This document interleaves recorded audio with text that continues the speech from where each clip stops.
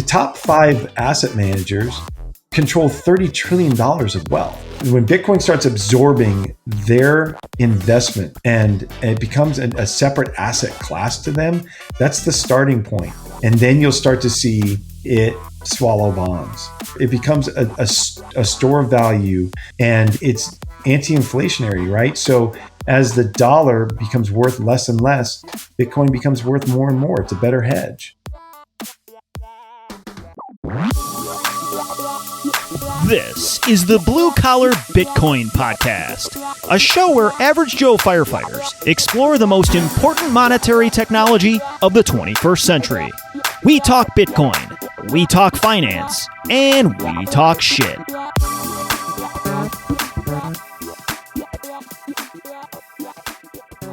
Howdy, plebs, and thanks for dedicating part of your day to chilling with us here on the Blue Collar Bitcoin Podcast. This week, Josh and myself, Dan, chat with Mr. James Lavish. He's a CFA and former hedge fund manager with decades of experience in institutional investing, as well as an impressive grasp of macroecon. In this hour, we discuss why James's hockey career was cut short, Japanese yield curve control, what's going on with the yen and what it could all mean globally, possible central bank tactics moving forward, downside market protection in the Fed put, the economic predicament of the middle and lower class, and a bulldog named Arbitrage. As a heads up, this episode gets fairly technical. The good news is James writes a weekly newsletter called The Informationist, where he works to simplify complex financial jargon. Down in the show notes are linked several of James's pieces that help fill in specific topics we discuss in this episode. If something is going over your head, pause the episode, take 5 minutes, and read up on the topic at hand. I can say from my own learning journey that one of the key ways podcasts have been most helpful is by highlighting what I don't understand, prompting me to go learn further on my own. You can follow James on Twitter at James Lavish, and you can follow us on Twitter at blue_collar_BTC. If you are a regular listener and you're enjoying the show, do us a solid by subscribing or leaving us a review on Apple. The Blue Collar Bitcoin Podcast is powered by CoinKite, makers of the best signing device in existence, the Cold Card. Check out all CoinKite products at coinkite.com and be sure to use promo code BCB for 5% off purchases. The new Cold Card Mark IV is Bitcoin only, aka shitcoin repellent. It has dual secure element, verifiable source code, and true air gapping. The Cold Card is easy to use, but not too easy to use. Here's what I mean. When you self-custody the most pristine asset on planet Earth, you need to know the basics of what the flip you're actually doing. Anyone and everyone can learn to use a cold card, and although this process is simple, it does encourage users to gain a grasp of what they are actually securing and how it's actually secured. This understanding is absolutely necessary if you want your storage setup to stand the test of time. For assistance with cold card setup, we have our favorite cold card guides linked down in the show notes. CoinKite makes a plethora of other badass products, including the block clock, the open dime, and more. We'll zero in on just one more here, that being the seed plate. As career firefighters, we can tell you with conviction that your seed words need to be on metal. There is no better way to do this than with this small, tough, thick steel plate built to store the seed words of a Bitcoin private key. Go check this thing out at seedplate.com. BCB Podcast is also sponsored by Ledn. Ledn is a very unique financial services company with a highly principled Bitcoin forward perspective. They are the first ever digital asset lending platform to undergo a formal proof of reserves attestation, where an independent public accountant regularly attests that the company is properly accounting for client assets. To put this simply, this company mirrors and embraces the transparency, accountability, and auditability of the Bitcoin protocol and network itself. If you've listened to BCB much at all, you certainly noticed that we advise our listeners to be careful, manage risk, and never get over-leveraged. And that does include ensuring that any borrowing and lending decisions make sound mathematical sense based on your lifestyle and your specific situation. Where available in your jurisdiction, Ledn offers a menu of powerful financial services. Keep ownership of your Bitcoin and access dollar loans with Ledn Bitcoin-backed loans. Harness your Bitcoin holdings to buy a new property or finance the home you already own with the upcoming Ledn Bitcoin mortgage product. Save Bitcoin and USDC to have access to Ledn dollar loans and their trading service if available. You can look into Ledn's well-architected menu of services at ledn.io, that's LEDN.io. And visit start.ledden.io/blue-collar-Bitcoin and sign up to get $10 USDC for creating and funding an account. All right, I'm going to shut up and clear the stage for Mr. James Lavish. Enjoy. All views and language expressed by the hosts and guests in this podcast are solely their personal opinions and do not reflect their employers or organizations they are associated with. Do not treat any of the content in this podcast as investment advice or as an inducement to follow a particular strategy. This podcast is for entertainment purposes only. James Lavish, welcome on BCB. Thank you for having me, fellas. I appreciate it. Thanks for joining us. I'm happy to be here. We finally made it happen. We presumptuously changed times on you like on 17 different occasions. Yeah. But we're here. I'm here. I have my beer. I've got my thinking slippers on. Nice. Screaming kids are tucked in tight, ready to talk some macro. Awesome. Ready. My bulldog is over there chewing a bone. So hopefully she doesn't get too loud. We'll find out. She's trained to bark when she hears the word Bitcoin. So let's dig into your background, James. You worked for a hedge fund. Tell our audience what that entails. What does that mean besides cocaine hookers and throwing midgets at targets, that kind of thing? First of all, I'm not that old. That's the 80s. So missed the good times, huh? Yeah, I missed the good times. Well, it really, honestly, it really depends. It depends on the kind of hedge fund that you're in, right? Because you could have some. Well, that's the kind I want to be in. Yeah, right. So you need to be a lot older. You need to live in the 80s. So, that when I got in, it was still the kind of heyday of Wall Street back in the early to mid 90s. And I mean, to tell you, my first job in finance was on the floor of the New York Stock Exchange. So if you can imagine, if you've ever seen the movie Wall Street, where they're running around, there's papers flying everywhere and people are screaming back and forth. There's no hand signals. They can't do that in New York Stock Exchange, but those big crowds and just chaos. That's where I worked, my first job out of college. And so it was kind of baptism by fire. And I was working for a British investment bank. And a lot of your listeners have probably heard this story before. For the ones who haven't, I was a hockey player in college. And I was headed to the pros. I'd been drafted by the Boston Bruins, and I was, our team was doing extremely well, far better than anybody had projected us to do. I was playing with some of the best players in the nation, some of the best players that have in the history of my school, and so I had the benefit of that, and I got hurt. Senior year, I got hit on the side, just catching a regular pass coming out of the zone, and my left skate went into a groove in the ice, and I got hit, and that was it. It was over. So I had to kind of scramble and figure out what I wanted to do. I tried to rehab and go to the NHL, but in truth, I mean, I was saying I was good, but I needed to be like 125% of what I was in college to make it to the pros. It's just, and I was operating at maybe 70 or 80%. So it's just not going to happen. So I scrambled and tried to figure out what I was going to do. I had no idea.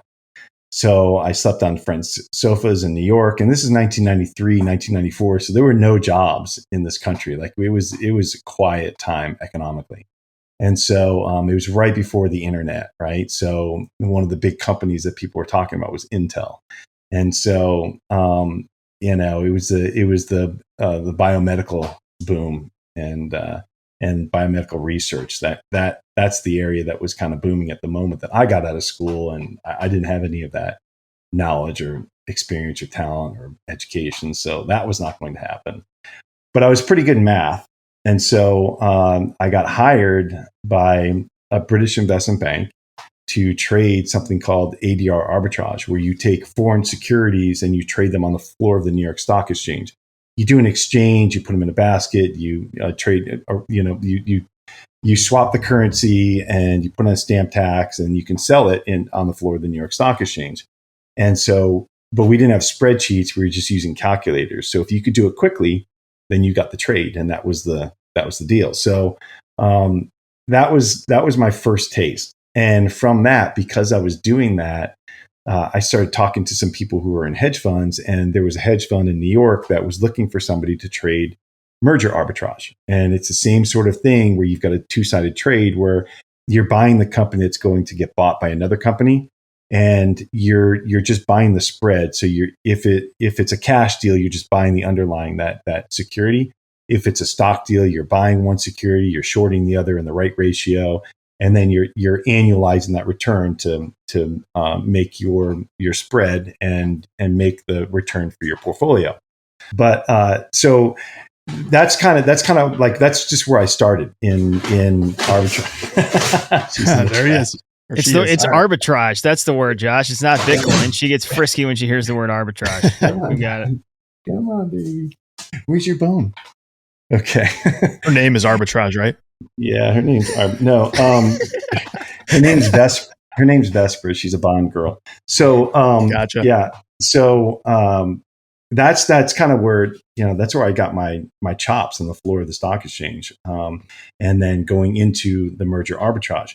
So you were asking, what does a hedge fund manager do? And that could be anything, because hedge funds don't have strict mandates on what they can invest in, right? So back in the 90s and early 2000s, hedge funds were popping up everywhere and doing anything. I mean, they were playing poker in Las Vegas. They were, doing horse races. There was one I heard was doing like lottery tickets.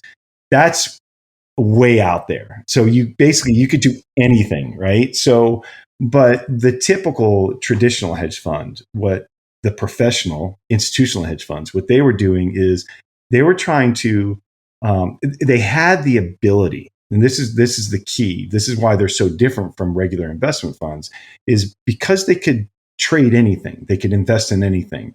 Well, they could short stocks, they could buy swaps, they could buy CDSs, they could buy real estate, they could diversify their portfolios in ways that traditional institutional money managers can't do. Right. So what the hedge funds I was working in, what we were trying to do is we were trying to isolate our alpha, meaning our performance that was above and beyond the regular market. So your beta is the market, and your alpha is what you can generate above that, right? So, and the way you do that is you hedge out your beta. So if you're doing something like merger arbitrage, you don't care where the stock market goes. It could go up or down. It doesn't matter. All that matters is that spread closes, that merger closes, and the deal closes, and you collect that spread that you created. That's all you care about. It gets more complicated with the math and dividends, and there's optionality that's embedded in some of these things with collars. But the bottom line is you don't care where the market goes. You just want to capture your spread. So your institutional hedge fund, that's what they're doing. They're trying to isolate alpha, and they're doing it in all kinds of different ways. They can do convertible arbitrage. They could do distressed debt investing. They could do long short investing in pairs trades where they buy one bank and sell another bank, or they buy one basket of technologies companies and sell another basket of technology companies. But they can use any instrument to their advantage to do that. They can use options. We used options as insurance contracts, so I would imagine that these are the places that you want to end up getting to. If you're somebody on the forefront of investing, like you, the handcuffs are off, you get to do, everything within the realm of legality to make money, even to, buy Robinhood and front run retail traders like Melvin Capital does. No comment. So and that's really what it comes down to, is that the handcuffs are off and you can do whatever you wanted. And these guys are so smart. Like, they were doing things. I learned so much in that first 10 years of my career. It was overwhelming. Firemen drinking from a fire hose every single day. It was nuts. So what was it like working in a hedge fund? Well, when you're an analyst or a trader, you're waking up super early.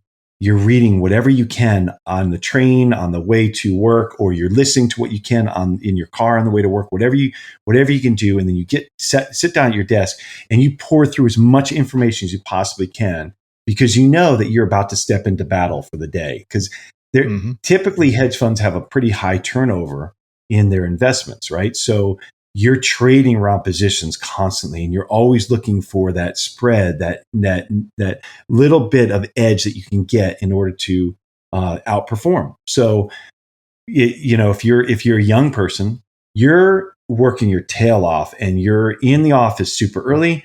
You don't get lunch. You're all the way through. You're at your desk. There's like long panels of screens, and you have your spot, and you're all like on top of each other, talking to each other over your screens, next to each other, comparing information, sharing information, listening to the same calls, talking to different traders on the street, and trying to work together to do whatever you're doing. And I mean, quite honestly, what was so easy about it. It was a pretty easy transition to go from the hockey culture, that mentality of playing in a game that's super fast paced, that you're going at high energy for short periods of time.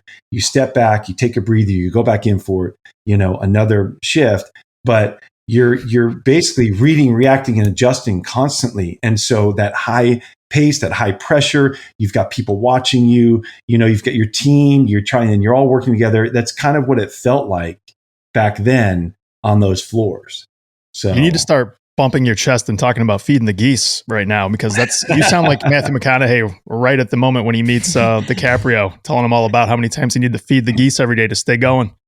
High energy, high intensity. It sounds crazy though. It really does. It was it could be crazy. So when I was trading ARB, I didn't really have much of a break, because at the time I was working with a hedge fund down in Dallas, and we had grown really quickly. And so we didn't have a European desk yet. Right. So anything we were doing, I was the trader. It was up to me to trade those spreads, no matter what time of night they were trading, what time of day. So we'd have the New York Stock Exchange opening. So I'd be there at maybe 6 o'clock in the morning, 7 o'clock in the morning if I was late, and just trade all the way through, because it was Dallas.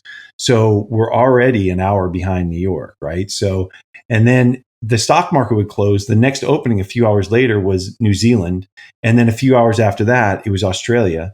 And then a few hours after that, it was Europe. And so I had a BlackBerry back then, and it was always buzzing, always ringing. It was nonstop. So, I mean, it can be a psychotic kind of lifestyle. And you read about these guys who are in these hedge funds, and you see them talking, and you think, God, that guy has so much energy.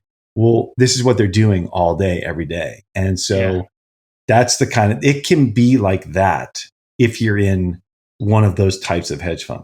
And then the whole other end of the spectrum is like private equity, where it's super slow, super deliberate, super thoughtful, long tail investing, a lot of conversations, a lot of phone calls, long due diligence processes, reading through research and information, getting information from companies, and projecting what you think you can do to so much slower pace. So, and that's kind of where my career kind of went down that path. So I kind of ended the hedge fund that I was just at. I ended that part with much slower long-term investment and not trading so much. And so that's kind of where I left that world recently.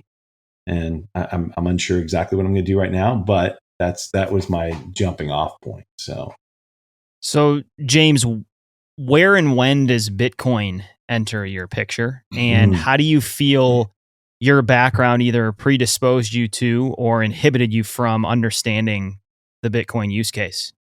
Oh man, that's a great question. It's the worst trade I've ever made in my life, and that's the one I didn't do. Right. So, it was back in 2018, and I had some discretionary capital, and your listeners have heard me say this before, but some of them, but for the benefit of those who haven't, don't feel bad. I've made the worst trade in the world too. So I had some discretionary capital. I want to go out on the risk curve. I want to do something just a little bit riskier. I had my real estate. I had my stock portfolio. I had private equity. I had some venture capital. I was thinking, I want to do something just a little bit different. And I heard about this Bitcoin thing. And so I started asking people about it. And when you're an institutional investor, and at the time I was at a hedge fund, you do what institutional investors do. You go ask the experts on the street. So, well, Bitcoin's technology. So I went and asked the technology analysts on the street. I was like, what do you guys think about this Bitcoin thing? Like, what is this? And I mean, is it real? And they're like, no, it's not real. It's a Ponzi. It's just a scam. There's nothing to it. There's no underlying fundamental basis for it. It's basically just a Ponzi scheme, and just avoid it at all costs. I was like, whew, okay. Thank you so much for warding me off from buying it at $3,000. Yeah, that guy probably just bought it at 17 grand and watched it go to 3,000 and was pissed. Yeah, probably what happened. Right. So, anyways, but that wasn't just him. It was a number of them. Right. So, so I didn't do it. I decided not to. I walked away. And okay, so I don't look at it again for a long time. I see the price jumping around, and I just don't think about it. And then the pandemic hits, and I'm unwinding from the position I'm in now, and I'm talking to my son, and he's in college, and he's talking to a bunch of his friends. He's like, Dad, you've got to look at this crypto thing again. You've got to give it another shot. And I think you'd really be interested in it. And in particular, I think you'd be interested in the Ethereum and Solana and Cardano. And that was fine. He's a 20-year-old kid, really smart, and his friends are all up in the analyzing this stuff, and they're young. And so I bought a little bit of Ethereum, and then I started doing some research for myself this time. And this time I got onto Twitter, I got onto blogs, I started reading newsletters, I started following people who I could tell I could respect quickly. I started following people like Luke Gromen and Lynn Alden and Greg Foss and Larry Lepard. And I started listening to shows like Mark Moss's show and BTC sessions. And I mean, there's just so many, Breedlove. I was listening to all of them.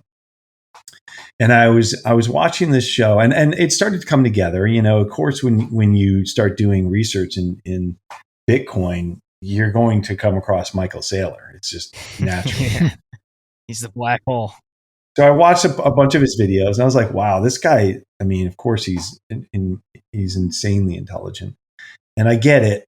But this guy is he's basically wagering his whole legacy on this thing. So of course he's got to talk about it this way. So, I mean, he's an incredible ambassador for, like, don't get me wrong. But for me, it was like, okay, I need a little bit more. I just need to understand it just a little bit more, because I get the whole theory behind it, but how is it really going to fit into our system? And so I was sitting there watching,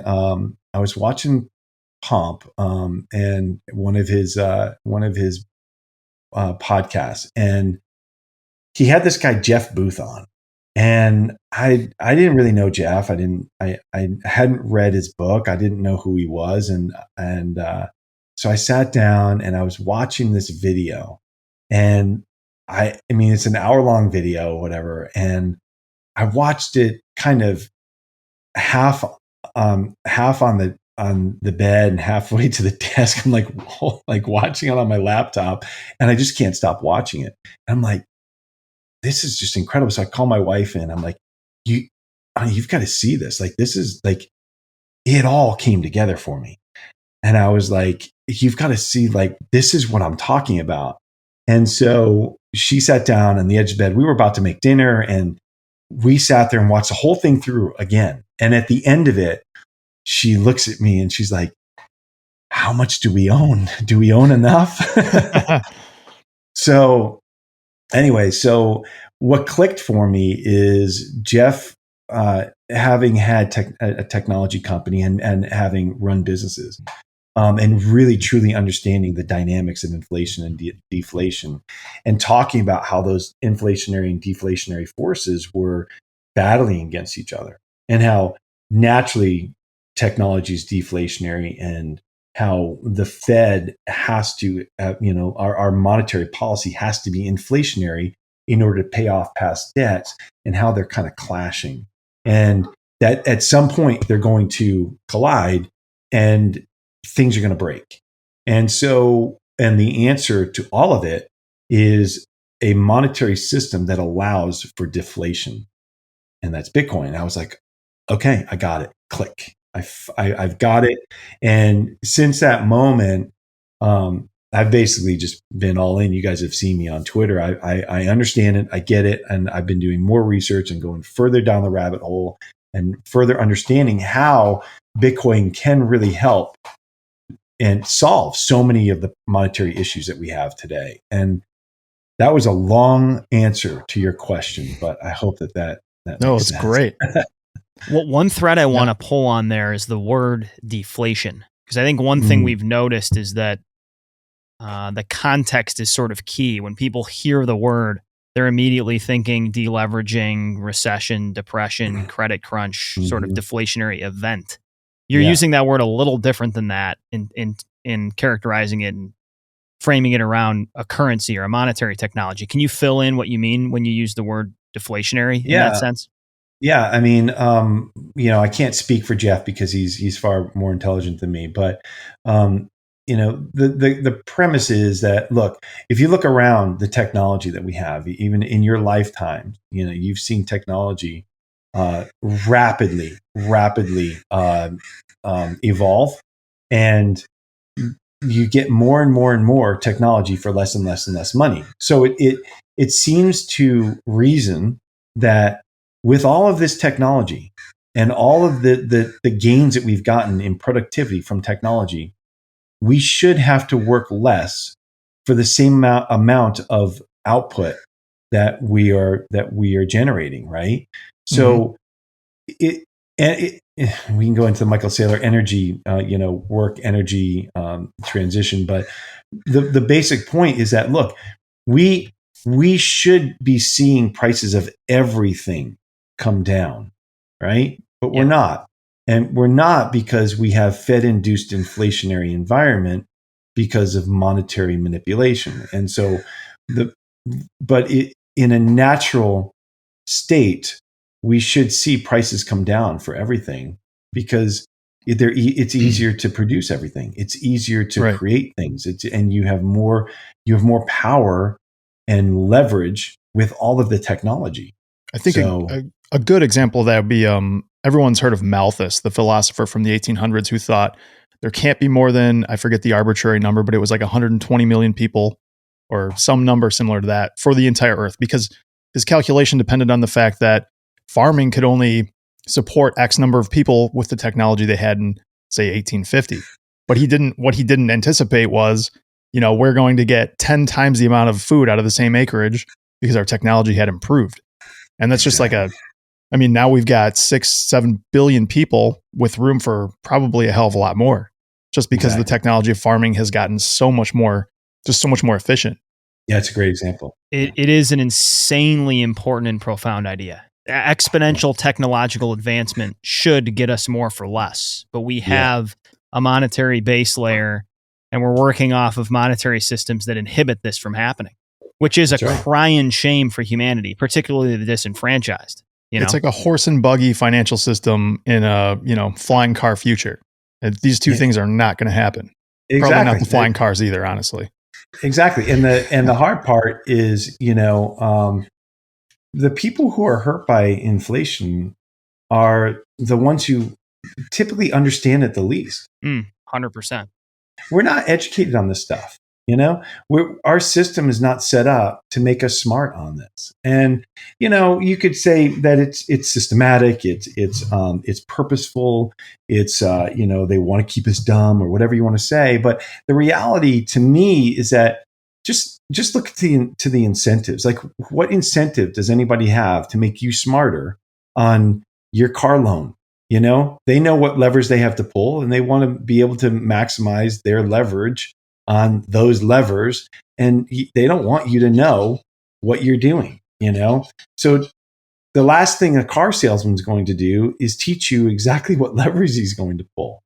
And there's no class in high school that deals with all of the things that we're talking about and monetary policy and how it impacts people and how it impacts you and what the best and the best practices for personal finance and personal investment. Because what people don't realize is that if they don't have investments in an inflationary world, if they don't own assets, then they're losing the game. They're getting behind, you know?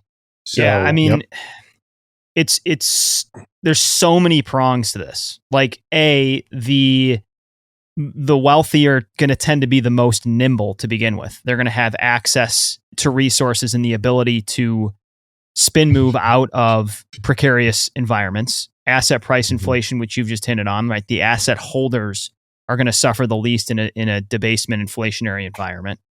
And this is all happening at a time where wealth inequality is magnified significantly. You know, I recently read Lynn Alden's piece from a while back on escalating wealth inequality and all the, she goes into a lot of factors with that, including reserve currency fiats, right? With that whole dynamic, Triffin dilemma.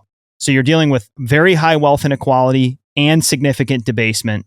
And those two things, it really is fuse meeting the dynamite there for the middle and lower class. I mean, that is 100% a lot of what we're up to here, right? Is we're trying to sound the alarm bells. Exactly. And that's one of the things that when I was in college, it's one of the things that we studied is the socioeconomic impact to Latin American countries on the separation of wealth.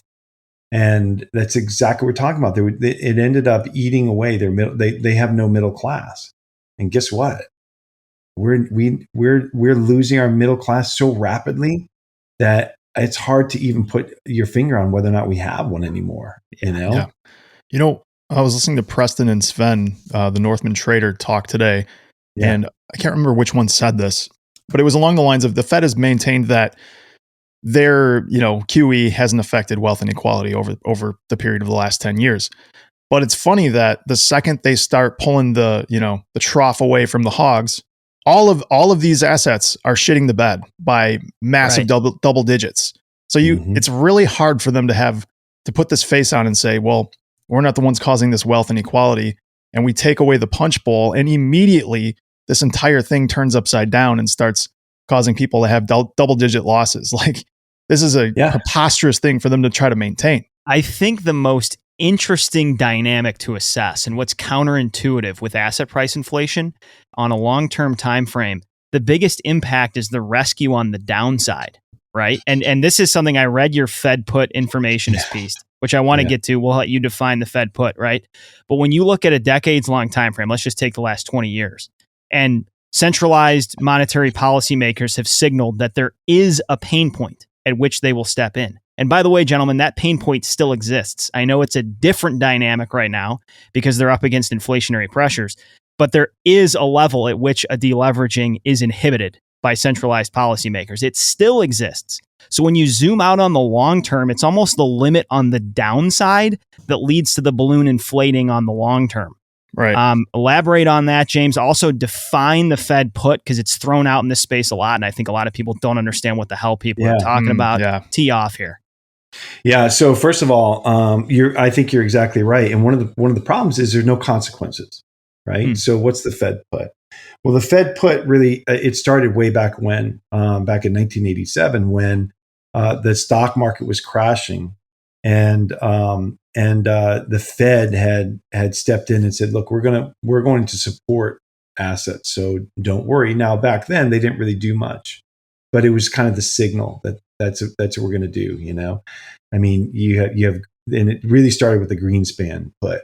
So, but then flash forward, and you get to 1998, and I've talked about this before, but in 1998, I was sitting on a trading desk, and at a big hedge fund, and I get a phone call from a pretty big hedge fund, a guy I know at another hedge fund, and he was like, "Hey, do you guys have any exposure to Goldman Sachs?" I was like, "What are you talking about?" And we didn't, but he was talking about prime brokerage exposure, swaps, and counterparty risk, and all that. So we didn't. So I was, no, we're good there. But he said this long-term capital management thing is blowing up fast, and I was like, And I had heard people talking about it because being in arbitrage, long-term capital management, will back up a little bit.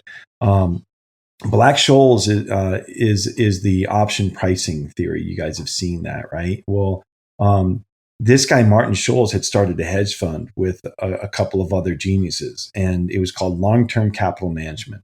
Okay. I have heard about this. Yep. They had $1 billion, and what they were doing is they were taking spread. They were making bets on spreads. Okay. Now you and I, we talked about this earlier, how you're isolating alpha, right? So that's what they were doing. They were isolating alpha, and these guys were legitimate geniuses, right? But the problem is they were isolating alpha, but they were leveraging their trades. So they were taking trades at not 1 for 1 or 2 for 1, which if we were levered at our hedge fund, 2 or 3 to 1 was like, wow, we are out there. Like, we are really pushing this trade. We're levered 2 or 3 to 1. These guys were levered 100 to 1. And that's what we could measure. So they had $100 billion of positions on $1 billion of capital, right? Jesus. Making degen crypto traders look like smart guys here. They were taking these razor thin spreads, and what happened was you had the Russian ruble was devalued, right? And so it kind of causes this shudder throughout the system, and some of these interest rate arbitrage trades they were doing they were doing interest rate swap trades, and they started to move out, and people got wind that long-term capital management had these huge positions in these trades. They're like, well, I'm not going to bid on this because long-term may come out of their position and just blow it up. So everybody backed away, and these spreads started blowing out. And long-term capital management was so over-levered, and they had so many swaps out that they couldn't figure out who had a swap and who had a counterparty to who. And it was a mess. So basically, the Fed stepped in and rescued them. The New York Fed stepped in and rescued them, right? So there's your first kind of like starting point of no consequence for absolute risk idiocy. These guys took on so much risk, and they were so arrogant, they were so bombastic that they were like, well, we're smarter than you. We know what we're doing. You don't. Well, guess what? The whole street was impacted, and that's where it started. So back then, it wasn't that much money that took to, it was in the billions, that it took to rescue these guys. But that set the stage for 2008. And so when the housing crisis happened, the first thing they did is stepped in. And so that's the Fed put. So what's the Fed put? The Fed put is when the Fed, they press a button. It's not like you see the thing with them printing money. They don't print money. They just press a button and balances change from the Treasury to the Fed. And they go out into the open market and they start buying treasuries, buying corporate paper. Basically just buying up stocks and bonds to shore up the industry, right? So and by doing that back in 2008, we didn't let the system fail. We had some really big players that should have failed. Not just Lehman, you had Bear Stearns that was bought out, but you had a number of very, very large banks that should have gone under. And we should have felt the pain back then, and it would have sucked. It would have been awful. It would have been terrible. I think a lot of people fail to digest what that would have looked like. It would have been awful. We're getting back to total first principles here of the dysfunction of a system that's excessively built on credit. Exactly. Right. And when it unwinds, it can get, we've never in our lifetimes ever experienced it because the Fed put has always stepped in. But like you're I'd argue we're watching it happen in crypto right now. I mean, look at what just happened to Celsius and BlockFi and 3 Arrow. 3AC. Hey man, there's no rescue. There's no Fed put for these guys. So we're watching. It's fascinating to watch, isn't it? Yeah, it's fascinating. Yeah. And so when people are saying, like, it's funny, you see these the talking heads on Bloomberg and CNBC, and they go out there and say Bitcoin's dragging down the industry. No, Bitcoin's swallowing it, man. Bitcoin is suffering and weathering the blows of massive over leverage of these companies. Again, they're doing the same crap that traditional finance has done, where they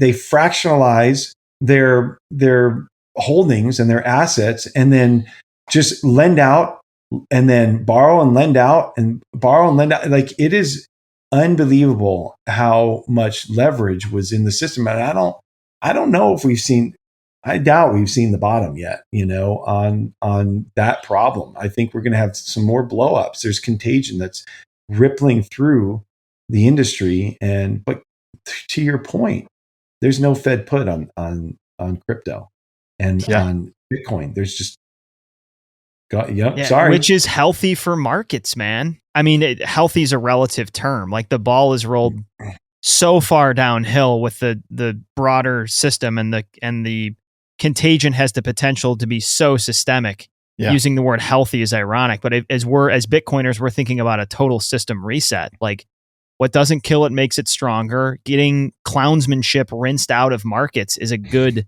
thing. And it's not allowed in traditional markets, understandably so. I mean, this is something that we talk about all the time. Like, it's fun to put a clown nose on Jerome Powell. And I don't know the guy, but I doubt he's a complete malevolent moron. Like, he is trying to do the best he can on the scaffolding he's perched on, which is insanely precarious.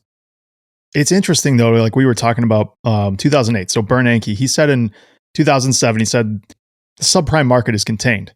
And then it blows up the next year. And now we have, Janet Yellen and we have Powell both saying that, inflation's transitory last year. Even as soon as December of this year, they were saying through 2023, average inflation is going to be 1%. Like, they've got egg all over their faces at this point. And they're saying the consumer is strong. Yeah. Right. Like, what is your take on these people? Do you think that obviously we don't think they're idiots. We don't think they're evil, but where on this strata of stupid to evil are they? You have to read between the lines of everything they're saying, right? Because they can't induce a panic in the markets by saying, oh yeah, we're going into a recession. Can you imagine what the markets would do if the Fed said we're going to be honest? Yeah. They can't be honest. So they've got to say, look, we're going to engineer a soft landing, even though they know damn well that there's really no way to engineer a soft landing. You raise rates to the point where the economy tightens. You sell all that QE, the quantitative easing. So you were asking about the Fed put. The quantitative easing is the Fed out there physically buying their own paper, right? Mm-hmm. So, but when they have to get that off their balance sheet and sell it, well, that's going to make what happen? Well, as bond prices, you sell bonds, prices go down and interest rates go up. Right. It's a natural movement. So for every $80 billion of bonds are selling, it's moving the prices up. Do you read their aggressiveness, like the 75 bips they just moved? Do you read that as like a kind of panic to get themselves in a position where they can cut meaningfully for the recession here? It's exactly. Do you think they're trying? Yeah, it's exactly how I read it. I read it as they've got to get these things up as quickly as they can because they're reactionary. Right. In reality, let's talk about it. So now that they've moved up 75 basis points, the next 75 basis points isn't quite as impactful on a percentage basis of that move, right? So they know that, and they also know that they are reactionary. So everything they do is behind the ball, right? So it's going to affect, the next few months, but it's not going to affect the last 2 or 3 months that they're finally reading their gauges on, right? So because they're reactionary, they're just trying to do it as quickly as they can, knowing that the economy is really slow to react to interest rate, movements. So now, that being said, if you look at what's going on in the market, everybody's pretty much calling their bluff. The euro dollar futures, that curve has come down a full point in the last week or so.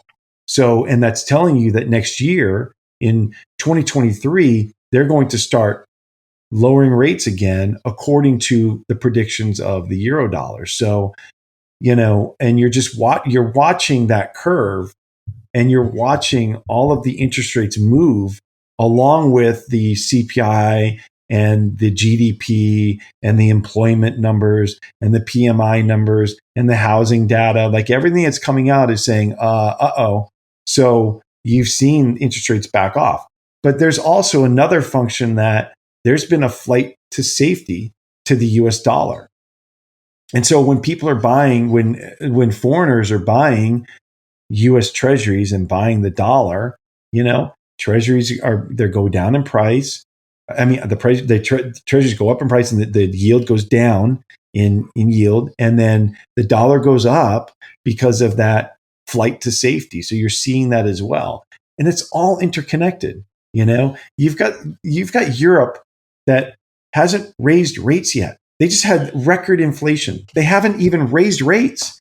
What are you doing? You've got to start raising rates. They won't do it. They're still at a negative, way negative real yield, right? So, and then we've talked about what's happening in Japan ad nauseum. It's incredible. The Japan situation right now is crazy because they're executing the same tactics that they've been executing for a long time, but the repercussions are different this time. Yeah, in large part because of the Fed's tightening and tapering. Talk to us about that. You wrote a piece on it, and I heard you talk about it with Preston a little bit. What's making this dynamic with Japan's yield curve control more unique, and why the hell is the yen devaluing at the pace it is? Yeah, no, it's a great question. And so basically what you're looking at how, first of all, for the benefit of your listeners who haven't heard us talk about this, the Bank of Japan has declared that they're going to buy every single 10-year JGB, the Japanese government bond, every single 10-year JGB to keep that interest rate at 25 basis points, 0.25%. They want to keep it at 0.25%. Okay, so what is that doing? Well, wait, why? First of all, hold on. Before we go why do they want it pegged there? Explain that to our audience. Because they need to keep their interest rates low in order to keep their economy going. They don't want their economy to dry up, right? So, and they're on this low interest rate environment, and they have a ton of debt. Debt load is insane. It's like 230+% of GDP, the public debt. Correct. Exactly. And so that's right. And so they have so much debt. They've got to keep the interest rates low. They've got to keep the economy going. It's not on life support, but it's changed. Their economy has changed so much, And so they're thinking, well, we're a net exporter. So the impact to their citizens because of the yen going up. So let's go back to that. So what happens? As the Bank of Japan buys this debt from foreigners and from investors, well, those investors get yen and they don't want to hold yen knowing that this is going to continue. So they sell the yen. And so there has to be an escape valve for all that pressure. And that escape valve is their currency. And so you're seeing the yen just skyrocket over the last few months. Now, these are not record levels for the yen yet, but the move has been incredible. It's been breathtaking. So that is not a normal move for the last few months. So now the yen is up over 135 to $1. And so the problem is it all has to do with interest rate parity, right? So if you have a choice as an investor between buying yield in Japan at 25 basis points or buying 2.5-3% of yield in the U.S. Treasury, well, what are you going to do? Like the world is starving for yield, so you're gonna go buy dollars, sell yen, buy dollars, buy U.S. Treasuries. That's just the natural trade, right?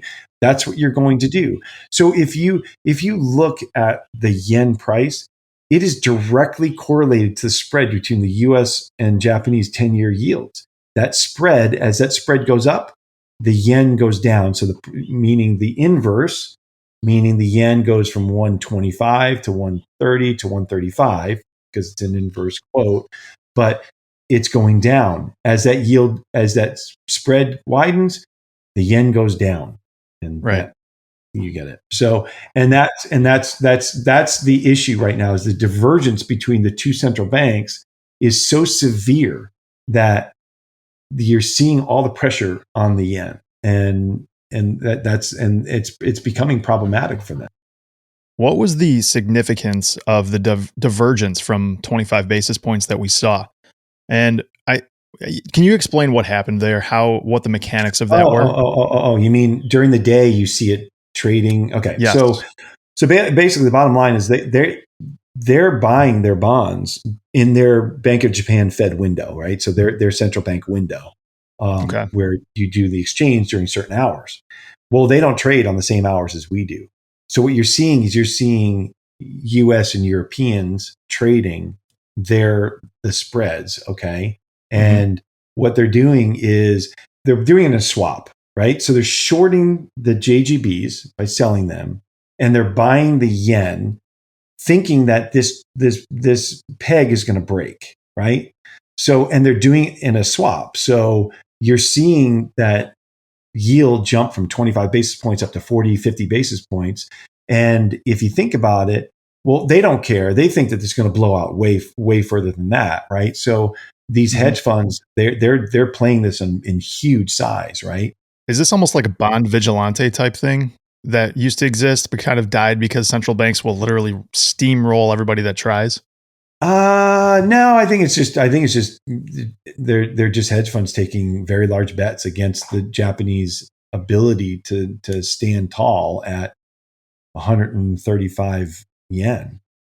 So I mean, here's the crazy thing. And I was thinking about this when I was listening to you and Preston from last week. And you guys hinted at this a little bit, but this is like a manifestation when you game this out of this global catch-22 right now.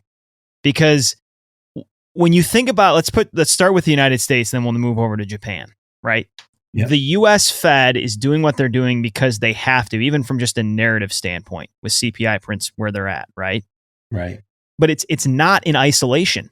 As the arbiter of the world's reserve currency, monetary policy is not in isolation across the board. So now you're looking at Japan. The yen's going upward at a pace that a lot aren't expecting. It could continue to do so. The yen could devalue at a shocking pace if the Fed were to continue and they were to continue to peg at 25 basis points.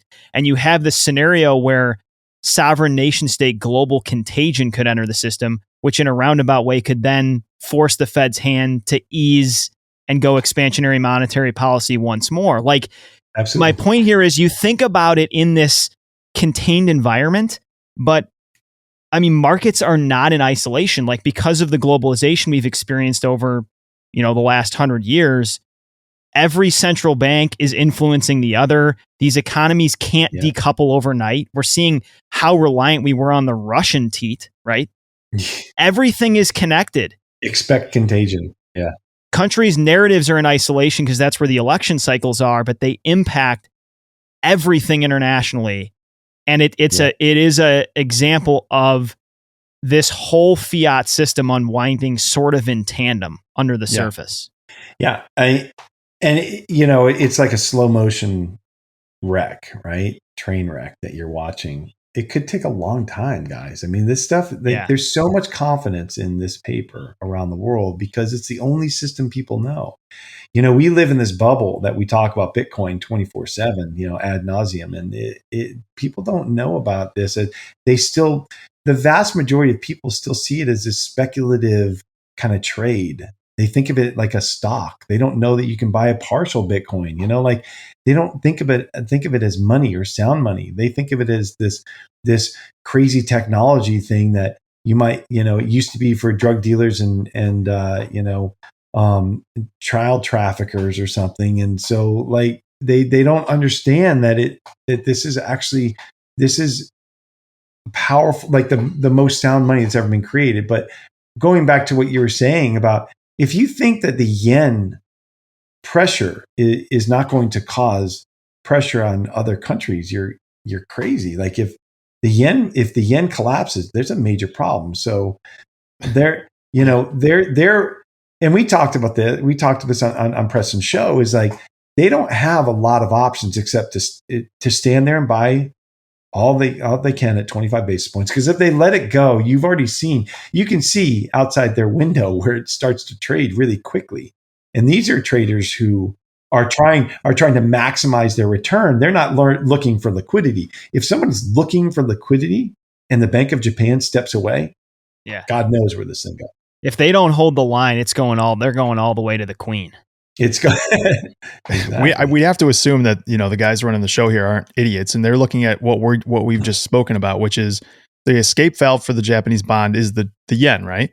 So what would happen if, say, the Fed decides to just start buying yen to give it some prop it up? That's the question, right? Japan's already letting U.S. treasuries roll off their sheets and selling U.S. treasuries in order to shore up the yen themselves. Yeah, they're sell the treasury, get U.S. dollars, sell dollar, buy yen, right? So that's an easy trade for them to do. Well, the question is, okay, so what are their choices? Well, they can scrap it. They could scrap the yield curve control, which is what we've been talking about. Your yield curve control, for your listeners, is when your central bank is buying or selling their own treasuries in order to control the yield of the curve, which is all the different treasuries plotted on a curve, from the 1 month to the 1 week, 1 month, 3 months, 6 month, 2 year, 10 year, plot them all on a curve. Right. They're trying to manipulate that. So, that's so they could scrap it, walk away. I think you and I, we've talked about that. That would be problematic at best. They could raise the yield target maybe up to 50 basis points or something. I don't know what that would do. It's just kind of temporary. It's temporary. It's still perpetuating the problem. They could try to target a different maturity, a 5-year or 7-year. Again, I don't know what that would do. The 10-year would still blow out. They could come to an agreement with the U.S., like you're talking about, and maybe the Fed starts buying JGBs, and maybe the Bank of Japan starts buying treasuries. I mean, I'm just thinking if I'm running some kind of a conspiracy with a bunch of buddies and I'm saying, hey, if we want to keep this charade going, like, we're going to have to cooperate here and make this work. Because the alternative for them is like blow this whole system up and everybody loses, at least mostly from their perspective. Like, you don't want that to happen. Or Japan, I mean, the Bank of Japan, these are not stupid people. They're looking at our economic numbers too, and maybe they're looking at them saying, they're playing a little bit of a game of chicken with us, and they know that we're going to have to pause at some point late this year or early next year, and they're going to make the bet that they can hold out until then. So when they do pause, like you said, it looks like markets are kind of predicting that they're going to start lowering interest rates at that point. How do you see that playing out in markets? Do you think that we kind of trend down or remain in this bear market until that, and that'll be kind of the catalyst to turn this back into potentially a bear market rally, or maybe even a fresh I wish I had rally? I mean, anybody who says they know what's going to happen is I just want you to throw darts, and I want to blame you for it if you're wrong. Easy to do. No, I think we're just going to grind sideways and lower until it's clear. So right now we're in that environment, that strange environment where bad news is good news for the market. It's just it's perverse, right? So you're seeing bad economic data, and that means that it's good for the market, because the market's making the bet that, well, the Fed's going to have to hit the pause button on quantitative tightening. So I think it just grinds sideways until we do hit the pause button. I'm not one of those people who thinks, the Fed's they're going to raise one more time and then reverse and start lowering rates. I don't think it's going to happen, guys. I don't. I would be, one of the things I saw, one of the questions in the comments was, should we be buying here? Should I load up the truck? I wouldn't load up the truck. I would pick away. I would grab some. This is a great price, but leave some dry powder. Leave a lot of cash, because we could still have some serious pain here. Why? Because of what we said earlier. The Fed has got to raise rates. They must raise them and get them at least close to parity with inflation, right? So you want to net out inflation with your rates. Now, if you can get inflation down to 5 or 6%, and you can get the rates up to 3 or 4%, you're getting a lot closer than you are, when inflation's at 8% and Yep. you're at 0%. So that you're getting a whole lot closer there. And so if they can raise rates really quickly, which is painful, and it will be painful. And so if we keep getting these bad economic numbers and we get another 75 basis point raise, the market, I think the market will get pummeled, because it's the Fed saying, we do not care about the markets. We're not going to support the markets. All we care about is that the bond market still is continuous. It's not broken. Yeah. And we don't care about your homes and your stocks, because that does not affect the world that they live in, right? If the bond market breaks, well, that blows up everything, right? If the bond market grinds to a halt, well, we have a major problem, because we all know that our debt to GDP is not stellar. Yeah. We all know that we have so much debt on our books now that we have no choice but to somehow inflate it away. So what we don't want to do is cause a recession. And if the bond market blows up and you start having contagion throughout banks, financial services, insurance companies, like if that all crumbles, we're in a world of hurt. So that's not what we want.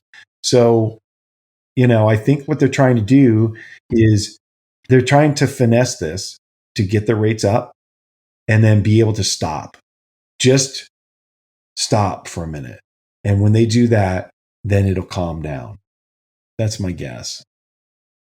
Let's bring Bitcoin into this equation. You said something really early on in our discussion about when you were first introduced to this, you were wondering, how is this going to fit into the current system, right?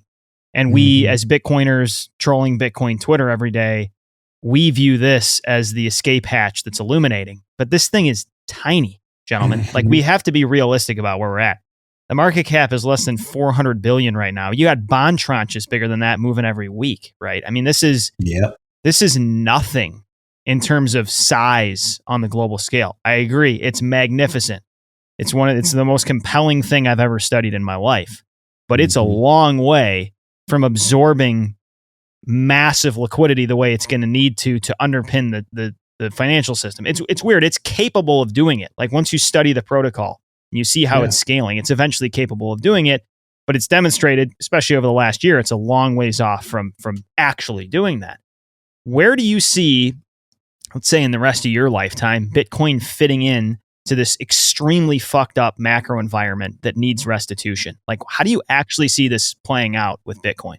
I think, like I was saying earlier before, I think that it takes a long time for things to unwind.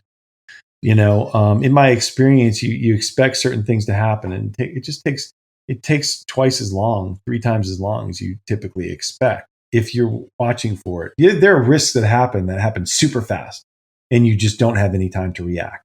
That is absolutely true. So the caveat is, could we just see a collapse in demand for Japanese bonds? The yen fall into hyperinflation and have contagion across the world of fiat currencies and debt? Yep, that could happen. That could absolutely happen. I don't think it will, because I think that there are just too many people who are reliant on and working in this system that it would take a whole lot more momentum for that to happen. So where do I think Bitcoin fits in? I think Bitcoin, again, I think it starts as an investment. It just starts there. And that's why it interested me in the first place, is that you have to get, and like you just said, you have to get enough of a market value that it swallows certain assets, and it absorbs that energy. So what are we talking about? Well, if you quoting from last fall, which these numbers are a little bit off now, and I've got to get them updated from BIS, but the if you figure that there's about $600 trillion of investment assets in the world, so Bitcoin's got to take in a few percent of that. It's got to get to 10, 20 trillion dollars easily before it starts gaining attention as a store of value and a possible reserve asset. So everybody who talks about how, well, we don't need institutional investments, we don't want the big players to get richer off of it. Well, it's not. Remember whose money that they're managing. We're talking about pension funds. We're talking about endowments. This is not a hedge fund buying trillions of dollars worth. Hedge funds are small compared to these guys. These guys, the top 5 asset managers control $30 trillion of wealth. BlackRock, State Street, Fidelity. Fidelity, exactly. And so Vanguard, right? Yeah. Vanguard. Exactly. These guys control $30 trillion worth of assets, and those assets, BlackRock's, that's a different story, but these are small people's pensions that they're managing. And it's a big deal. And so when Bitcoin starts absorbing their investment and it becomes a separate asset class to them, that's the starting point. And then you'll start to see it swallow bonds because it becomes a reserve. It becomes a store of value, and it's anti-inflationary, right? So as the dollar becomes worth less and less, Bitcoin becomes worth more and more. It's a better hedge. Do you see this as almost an inevitability over a long enough time frame? What probability would you assign Bitcoin actually reaching the heights that we're speaking of here? I do. I think well, let's put it this way. Greg and I talk about this a lot, but at 20,000 Bitcoin, right? The market is it's attaching a 2% probability that Bitcoin goes to $1 million. Well, I think it's a lot higher than 2%. It's attaching a 98% probability that it goes to 0 before it goes to $1 million. I think it's a lot lower than 98%, because I know for a fact that there are at least 10,000 people in my feed on Twitter who would buy every single Bitcoin out there at $100. Warren Buffett will buy them all at $25. Yeah, exactly. He'll never get the chance. So I think that's kind of the way I look at it. Is there's a few ways that I look at it. I look at it on that, and that risk reward is, look, if you think that Bitcoin's going to $100,000, right? Well, that's a 5-time risk. That's a 5x reward up. If you think that the possibility of it going to 10,000, well, so that's it's a 50% downside. So that's a 10-to-1 risk reward if you believe it's going to 100,000. Yeah, the asymmetry is just compelling as hell. It's astounding, the asymmetry. Okay. So that's number one, and that's just as an investment, right? But then you start talking about it being a hedge against sovereign debt collapse. And Greg talks about this a lot. And so, it's not quite like a CDS in that it doesn't trade like a CDS worldwide. However, if you look in isolated regions, you go to Lebanon, you go to the Ukraine, you go to Venezuela, you go to Cuba, Bitcoin is a hedge against the currencies that are hyperinflating, right? So, or could hyperinflate pretty soon. So if you're in the Ukraine and you're trying to get over the border with suitcases full of money, which you guys saw that story last week, all you had to do is buy a ledger and put all that money on a ledger, and whatever, pick your your signing device.